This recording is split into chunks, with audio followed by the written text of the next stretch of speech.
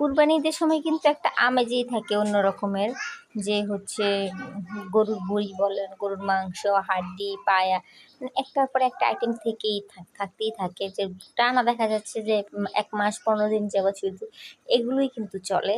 তো সেই মোতাবেকই আমি হচ্ছে এখানে গরুর বর বা ভুঁড়ি যেটাকে বলেন সেটাকে আমি সুন্দর করে ধুয়ে পরিষ্কার করে নিয়েছি। তারপর এখানে হচ্ছে আমি সকল প্রকারের মশলা, হলুদ, মরিচ, লবণ, জিরা, ধনিয়া, আদা, রসুন বাটা, তারপর হচ্ছে একটা গরুর মাংসের মশলা আছে সেটাও দিয়েছি।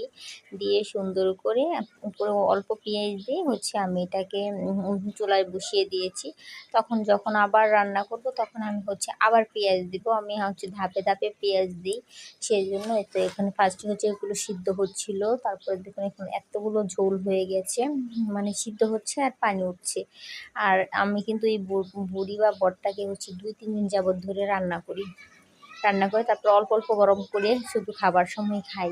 কেননা আমার কাছে এটা হচ্ছে যে বেশি করে কুক করলে হচ্ছে খেতে ভালো লাগে। তারপরে এটা কিন্তু আমার 2 দিন হয়ে গেছে রান্না করা। তারপর আমি এখানে রসুন আর কিছু আস্ত কাঁচামরিচ দিয়ে দিলাম। যখন দেখলাম যে একটু ঝালটা কম লাগছে তখন হচ্ছে আমি দিয়ে দিলাম।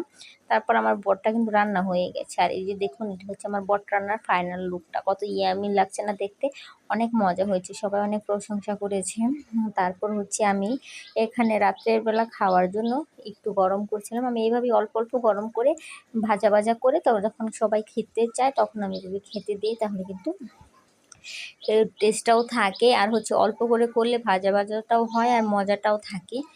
এই জন্য এই মোতাবেক আমার করা। আপনারা যদি চান হচ্ছে আমার এই রেসিপিটাকে ফলো করে এভাবে হচ্ছে গরুর ভুঁড়ি রান্না করে খেতে পারবেন, আর দেখবেন বাসার সবাই খুশি হয়ে যাবে। আর বিশেষত করে আমার হাজবেন্ড তো আমার এই বটের ফ্যান হয়ে গেছে, সে আমার এই বট রান্নাটা খুবই পছন্দ করে।